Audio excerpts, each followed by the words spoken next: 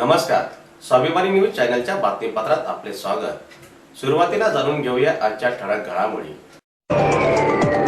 बदलापूर येथील घटनेतील आरोपींना फाशी द्या, राष्ट्रवादी काँग्रेस महिला आघाडीचे जिल्हा अधिकाऱ्यांना निवेदन। रिपब्लिकन पक्ष मराठा व्यापारी आघाडीचे महामंत्री पंकज साळुंखे यांची पत्रकार परिषद। SC/ST आरक्षण वर्गीकरणाच्या निकालाच्या विरुद्ध आझाद समाज पार्टीने केले धुळ्यात आंदोलन। बदलापुरातील झालेल्या अत्याचार घटनेच्या निषेधार्थ शिवसेनेने केले धुळ्यात आंदोलन। आता जाणून घेऊया बातमीपत्र विस्ताराने। संपूर्ण राज्यात लाडली बहीण योजनेचा लाभ महिलांना मिळत आहे। अतिशय महत्त्वपूर्ण योजना राज्य शासनाने सुरू केल्याने लाडक्या बहिणींमध्ये समाधानाचे वातावरण निर्माण झालेले आहे। मात्र दुसऱ्या बाजूला आपल्या महाराष्ट्र राज्यात महिला व अल्पवयीन मुली असुरक्षित असल्याचे कालच्या घटनेमुळे लक्षात आलेले आहे। त्यामुळे असुरक्षित भावना कालच्या झालेल्या घटनेच्या सर्वात निषेध होताना दिसत आहे। त्यामुळे राजकीय पक्ष देखील या घटनेचा निषेध करताना दिसून आले। आज राष्ट्रवादी काँग्रेस महिला आघाडीच्या कल्पना काकू महाले यांच्या नेतृत्वात बदलापूर येथील घटनेच्या निषेधार्थ धुळे जिल्हा अधिकारी कार्यालयासमोर निदर्शने करण्यात आले। शिवाय अल्पवयीन मुलीवर अत्याचार करणाऱ्या नराधमांना तात्काळ फाशी देण्यात यावी अशी मागणी देखील निवेदनाद्वारे करण्यात आलेली असून या संदर्भात जिल्हाधिकाऱ्यांमार्फत राज्याचे गृहमंत्रींना निवेदन देण्यात आले।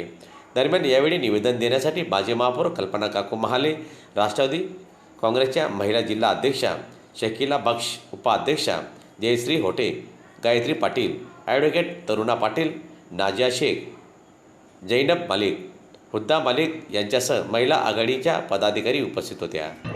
ठाणे जिल्ह्यामध्ये बदलापूर गावामध्ये माणुसकीला काळिमा फासणारी घटना झालेली आहे।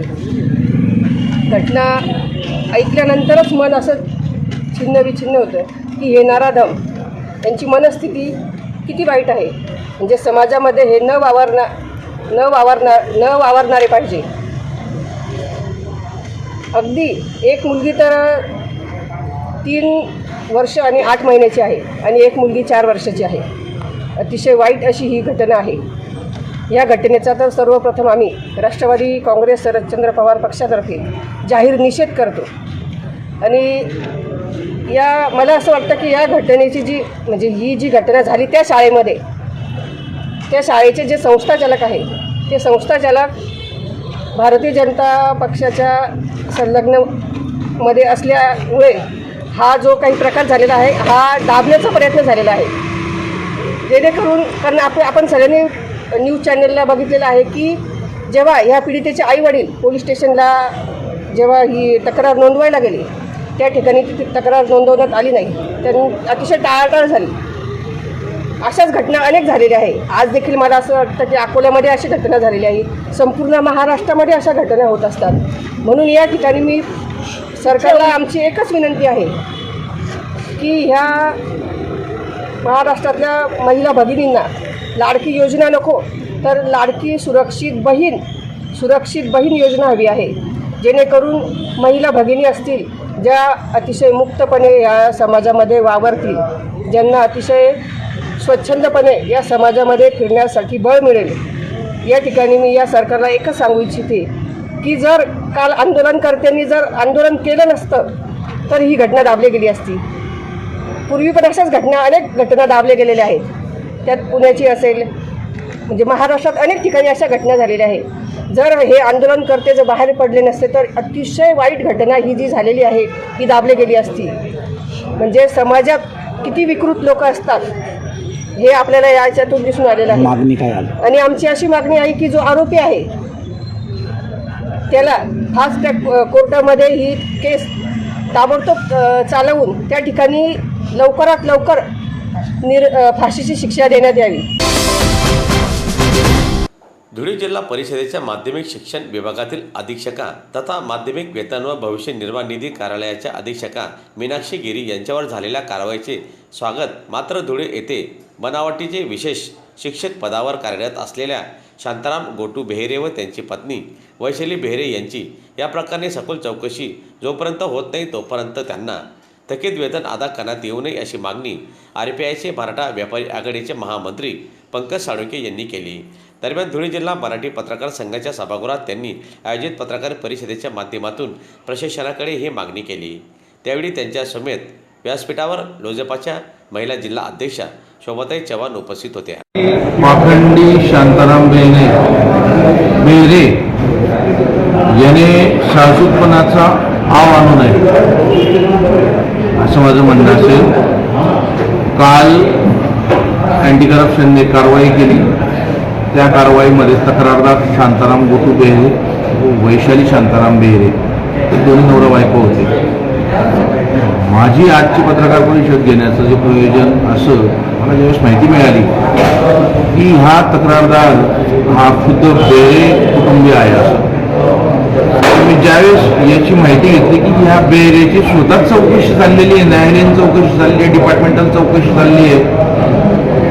मागच्या वर्षी ह्याच बेहरेवर आणि या बेहरेच्या 6 नातेवाईकांवर की जे विशेष शिक्षक म्हणून घेतो स्वतः त्यांच्यावर गुन्हे दाखल झाले. हा शांताराम गोटू बेहरे चक्क 22 दिवस तुरुंगात होता. त्याचे जे विशेष शिक्षक होते 6 विशेष शिक्षक, त्याच्यापैकी 5 विशेष शिक्षक हे 15-15 दिवस तुरुंगात होते. त्यातला एक त्याचा विशेष शिक्षक अजूनही फरार आहे. तो पोलीस प्रशासनाने त्याला अटक का नाही केली ही मागणी पहिले लोकजनशक्ती पक्षाची आणि रिपब्लिकन पक्षाची आहे. दुसरी मागणी जी आहे सगळ्यात महत्त्वाची, याने जी मीनाक्षी गिरी या ज्या आहेत यांना जे काही 2 लाख रुपये दिले आणि यांना अँटी करप्शनने अटक केली. नेमके हे 2 लाख रुपये म्हणजे कुठल्या निकषावरती पैसे घेतले आणि यांना कुणाच्या आदेशाने यांना ते वेतन देणार होते हा सुद्धा चौकशीचा भाग आहे. कारण की आजपर्यंत यांचे थकीत वेतन यांना देण्यात येऊ नये शिक्षण उपसंचालकांनी तसे आदेश दिलेले आहेत, मंत्रालय स्तरावरून तसे आदेश आलेले आहेत आणि तसे आदेश असताना सुद्धा या महिलेने 2 लाख रुपये घेतले आणि त्यांचे वेतन काढून देण्याचा प्रयत्न केला. त्याच्यामुळे कायदेशीर कारवाई ही झालीच पाहिजे पुढची सुद्धा मी या मताचा मी आहे. सर्वोच्च न्यायालयाचा SC/ST आरक्षणाचा वर्गीकरणाचा निकाल हा घटनाबाह्य असून जनतेला अमान्य असल्यामुळे जनतेने पुकारलेल्या भारत बंदला आज आझाद समाज पक्षाने जाहीर पाठिंबा दर्शवला असून दरम्यान धुळ्यात आज आझाद समाज पार्टीच्या वतीने मोर्चाही काढण्यात आला. दरम्यान आझाद समाज पार्टीचे प्रदेशाध्यक्ष आनंद लोंढे यांच्या नेतृत्वात धुळे शहरातील शिवतीर्थ चौकापासून मोर्चा काढण्यात आला. जोरदार घोषणाबाजी करत यावेळी लक्षही वेधण्यात आले. दरम्यान सर्वोच्च न्यायालयाच्या या निर्णयाविरुद्ध पुनर्विचार याचिका दाखल करण्याची विनंती करतो. असे न झाल्यास भारतभर आझाद समाज पार्टीच्या वतीने तीव्र स्वरूपाचे आंदोलन केले जाईल व होणाऱ्या दुष्परिणामास केंद्र व राज्य प्रशासन जबाबदार असेल असा इशारा आझाद समाज पार्टीचे अध्यक्ष आनंद लोंढे यांनी निवेदनाद्वारे दिलेला असून यावेळी आजच्या या आंदोलनात आझाद समाज पार्टीचे आबा अमृतसागर, भैया वाघ, महेंद्र बोरसे यांच्यासह आझाद समाज पार्टीचे पदाधिकारीसह कार्यकर्ते मोठ्या संख्येने सहभागी झाले होते. माननीय सर्वोच्च न्यायालयाने अनुसूचित जाती, अनुसूचित जमाती यांच्यामध्ये वर्गीकरण करून क्रिमिनल ॲक्ट लागू करण्यासाठी आदेश काढलेले आहेत केंद्र आणि राज्य शासनाला. हा आदेश अत्यंत घटनाविरोधी आहे. कारण की भारतीय घटनेचे शिल्पकार डॉक्टर बाबासाहेब आंबेडकरांनी अनुसूचित जाती, अनुसूचित जमाती आणि OBCना एक संघ बांधण्यासाठी, एक साथ ठेवण्यासाठी जातीचं वर्गीकरण होऊ दिलेलं नव्हतं. तर याच्यामध्ये केंद्र सरकार पुढाकार घेऊन न्यायालयाला पुढे करून जातींमध्ये द्वेष भावना निर्माण करून क्रिमिनल लावण्याची आट ताकद आहे. तर हे अत्यंत घटनाविरोधी आहे आणि त्यातल्या त्यात भाजप आणि काँग्रेस या एकच नाण्याच्या 2 बाजू आहेत. भाजपला आणि काँग्रेसला दलित, आदिवासी, OBC, मुस्लिमांना एकत्र येऊ द्यायचे नाहीत, जातींना एकत्र येऊ द्यायचं नाही आहे. म्हणून ते जातींमध्ये तेढ निर्माण व्हावी म्हणून भाजप आणि काँग्रेस आणि त्यांचे मित्रपक्ष हे एक दिलाने जातींमध्ये तेढ कशी निर्माण होईल, वर्गीकरण कसं होईल याचं समर्थन करत आहेत. ज्या आदिवासी बांधवांनी, ज्या दलित बांधवांनी, ज्या मुस्लिम बांधवांनी, ज्या OBCंनी काँग्रेस यांना मतदान केलं, काँग्रेस वर्गीकरणावर एक शब्दही बोलत नाहीये. नालायक काँग्रेस, नालायक BJP सरकार आहे याचा आम्ही धिक्कार करतो. आणि 11 सप्टेंबर रोजी भाई चंद्रशेखर आझाद जे सांसद आहेत त्यांनी देशामध्ये 11 सप्टेंबर रोजी दिल्ली येथे कार्यक्रम घेण्यात आलेला आहे धरणे आंदोलनचा. पूर्ण भारतभर या आंदोलन जर 11 तारखेपर्यंत केंद्र सरकारने याच्या बाबतीत काही निर्णय घेतला नाही, कोर्टाने मान्य राष्ट्रपती यांनी जर काही निर्णय घेतला नाही आणि अध्यादेश लागू करण्याच्या विरोधात याचिका दाखल केली नाही, तर पूर्ण भारतभर 11 सप्टेंबर रोजी होणार आहेत आणि महाराष्ट्रामध्ये आझाद समाज पार्टी आणि विविध आंबेडकरी समाज, त्यातल्या त्यात आदिवासी समाज आणि इतर ओबीसी समाज मिळून आम्ही मुख्यमंत्र्यांना घेराव घालण्याचा कार्यक्रम करणार आहेत असं मी जाहीर करतो. बदलापूरची घटना ही अत्यंत निंदाजनक असून या प्रकरणात दोषी असणाऱ्या संस्था चालक व संबंधित संपूर्ण यंत्रणा यांच्यावर लवकरात लवकर गुन्हे दाखल होऊन या सर्वांना फाशीची शिक्षा देण्यात यावी. महाराष्ट्र शासनाने या प्रकरणात दोषींना पाठीशी घालण्याचा प्रयत्न थांबावा अशा आशयाचे निवेदन देत शिवसेना उभाटा यांच्या वतीने आज धुळ्यात मोर्चा काढण्यात आला. तसेच घटनेच्या निषेधार्थ निदर्शनही करण्यात आले.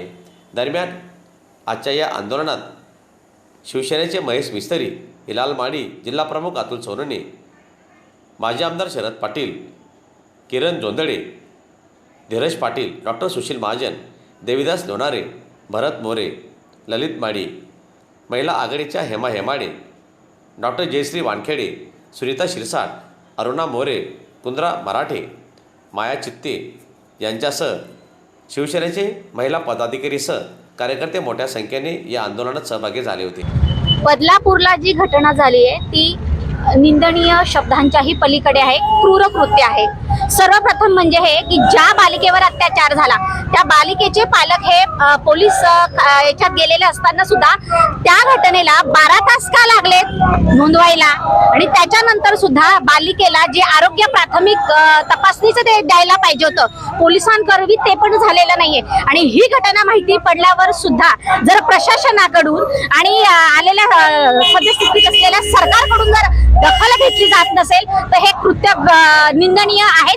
आणि आम्ही आमच्या संघटनेच्या वतीनं उभाटा गटाच्या वतीनं याच्या जे सदर दोषी आहेत त्यांना तात्काळ निलंबित केलेलेच आहेत, पण त्यांना त्या गुन्ह्याची सदर तपासणी करून त्यांच्यावर गुन्हे दाखल करण्यात यावे. संस्था चालकांच्या विरोधातही गुन्हा दाखल करण्यात यावा.